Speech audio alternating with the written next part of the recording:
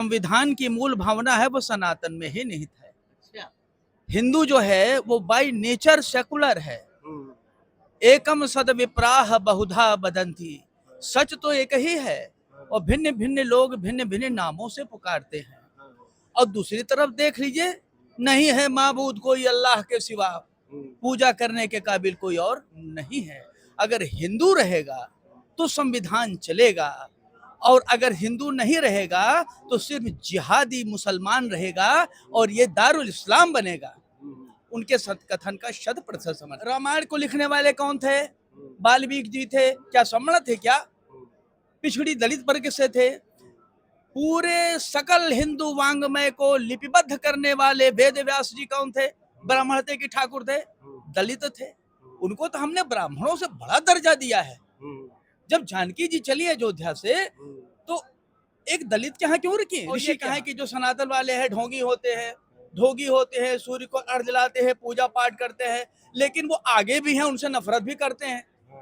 आज रिजर्वेशन है, ठीक है, सब कुछ है, लेकिन मैक्सिमम ये आगे क्यों जा रहे हैं?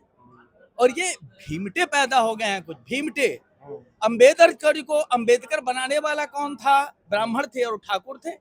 अम्बेडकर कौन थे? एक ब्राह्मण थे और एक राजपूत ने ही उनको फंड किया, विदेश पढ़कर आए। शादी भी किया तो उन्होंने एक ब्राह्मण से किया, पहली पत्नी दूसरी थी, दूसरी शादी किया।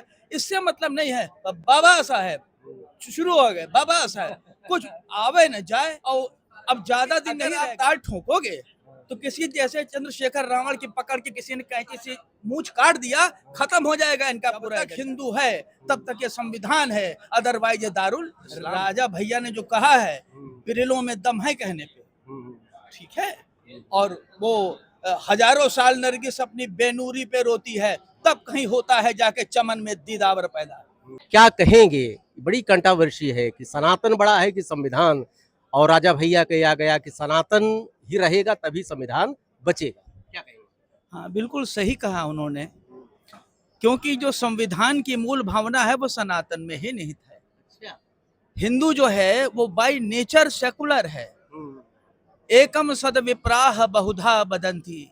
सच तो एक ही है और भिन्न भिन्न लोग भिन्न भिन्न नामों से पुकारते हैं। और दूसरी तरफ देख लीजिए, नहीं है माबूद कोई अल्लाह के सिवा, पूजा करने के काबिल कोई और नहीं है। अगर हिंदू रहेगा तो संविधान चलेगा, और अगर हिंदू नहीं रहेगा तो सिर्फ जिहादी मुसलमान रहेगा और ये दारुल इस्लाम बनेगा। उनके कथन का 100% समर्थन। नहीं, लोग ये कह रहे हैं कि नहीं कि संविधान सनातन रूढ़िवादिता को सिखाता है, सनातन हमारे यहाँ जैसे महिलाओं को लोहे शिक्षा से वंचित करता है, सनातन हमारे यहाँ जो है अगड़े पिछड़े में भेदभाव करता है, इसको संविधान ने आगे आके ठीक कर दिया। ये नैरेटिव लोग फैलाते हैं। प्राचीन भारत में कहाँ रोका गया था नारियों को शिक्षा के लिए? कुछ ऐसी महिलाएं होती थीं जो जीवन भर अविवाहित रह के विद्या अध्ययन करती थीं। ब्रह्मवादिनी, सद्योदाहा उनको कहा जाता था। गार्गी, लोपा, घोषा, मुद्रा, इनका नाम नहीं सुना? तमाम महिलाओं ने वेदों की ऋचाओं की रचना की है। जितनी स्वतंत्रता नारियों को हिंदू धर्म में है, उतनी मुसलमानों में नहीं। हो तो बुर्का में कैद कर देंगे। तो ये कहना गलत है। भेदभाव कहाँ था? आप देखो, रामायण को लिखने वाले कौन थे? वाल्मीकि जी थे। क्या सम्राट थे? क्या पिछड़ी दलित वर्ग से थे? पूरे सकल हिंदू वांग्मय को लिपिबद्ध करने वाले वेद व्यास जी कौन थे? ब्राह्मण थे कि ठाकुर थे? दलित थे।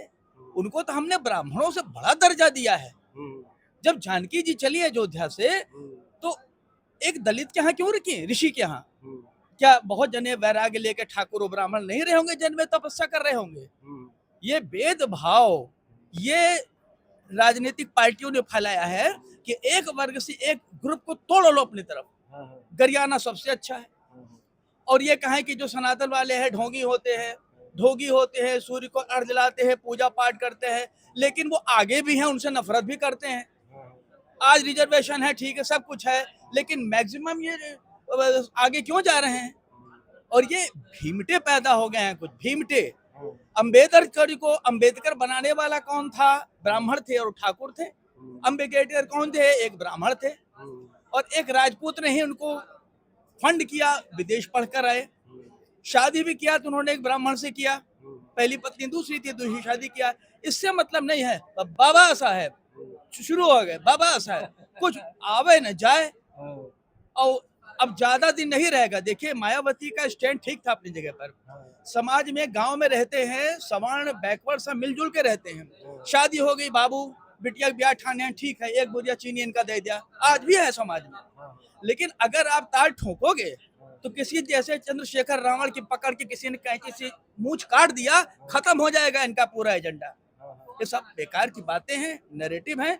सामाजिक समरसता बनी रहनी चाहिए। और आप मान लीजिए जब तक हिंदू है तब तक ये संविधान है, अदरवाइज ये दारुल इस्लाम है। अच्छा, तो राजा भैया के जो कहा था उस पर अभी इत्तेफाक रखते हैं? बिल्कुल, जब तक हिंदू रहेंगे हम संविधान का समादर करते रहेंगे, सब बराबर हैं, ठीक है ना। लेकिन वो जो हैं इस्लामिक श्रेष्ठता का भाव रखते हैं और कहते हैं कि अगर आपने इस्लाम में आने की दावत नहीं दिया तो खुदा को क्या मुंह दिखाएंगे, इस्लाम में आओ। क्रिश्चियन कहते हैं क्रिश्चियन बनो, लेकिन हिंदू कहता है मानव भव मनुर्भव। तो अगर ये सही बात है, अगर हिंदू कमजोर हुआ, जब जब हिंदू कमजोर हुआ राष्ट्र बटा है। आप देख लो, तिब्बत बढ़ गया, श्रीलंका निकल गया, बांग्लादेश म्यांमार निकल गया, पाकिस्तान गांधारी का मायका जो अफगानिस्तान है वो निकल गया। क्यों निकल गया? हिंदू कमजोर हो गया। और जिस दिन हिंदू कमजोर रहेगा हो जाएगा, उस दिन ये राष्ट्र नहीं बनेगा, खंड खंड होकर टूट जाएगा। एक बयान और उन्होंने दिया, उन्होंने कहा है कि जो हमारे यहाँ आज मुसलमान है ये पहले हिंदू थे और ये लालच में जो आ गए वो लोग मुस्लिम बन गए, जो लालच में नहीं आए वो आज हिंदू बने। बिल्कुल सही बात है। जो डर गए, लालच में आ गए, उन्होंने, अब बताओ, अगर कोई युवक आदमी बनता इस्लाम स्वीकार करता है 2 रुपया मिलता था, कोई महिला इस्लाम स्वीकार करती थी 1 रुपया मिलता था, जजिया से छुट्टी मिल जाती थी, जो धार्मिक टैक्स होता था नहीं दिया जाता था। ऐसा कर करके वो इस्लाम फैला है लाज में। और आधुनिक समय में नया परिदृश्य है, लड़की भगा लो, जमान पे बजा कब्जा कर लो, क्योंकि इनके यहाँ कहीं कहा गया है कि एक उम्मत ऐसी होगी हिंदुस्तान में जो गजवा करेगी। गजवा मतलब सब पलट जाएगा, इस्लाम का शासन हो जाएगा। और ये बात अलग है, अपने इकट्ठे नहीं है, 72-73 फिरके हैं, एक दूसरे को मुसलमान नहीं मानता। वो इस्लाम से खाली, वो शिया सुन्नी को सुन्नी, शिया को तबलीगी, हनफी, हनबाली, ये तमाम फिरके हैं। लेकिन रियल रास्ते पे कौन है किसी को नहीं मालूम। लेकिन जहां तक गजवा करना हो, कत्लेआम हिंदुओं का करना है, अपनी संस्कृति को व्याप्त करना है, वहां सब एक है। कोई थूक के जिहाद कर रहा है, लड़की भगा के, कुछ नाना तरीके अपना लिया है लोगों ने। तो बिल्कुल सही बात है अपनी बात। अब वो, और एक चीज बता दें, राजा भैया ने जो कहा है, पिरिलों में दम है कहने पे, ठीक है। और वो हजारों साल नरगिस अपनी बेनूरी पे रोती है, तब कहीं होता है जाके चमन में दीदावर पैदा। ये बात डंके की चोट पे करने का राजा भैया में दम था, उन्होंने कह दिया।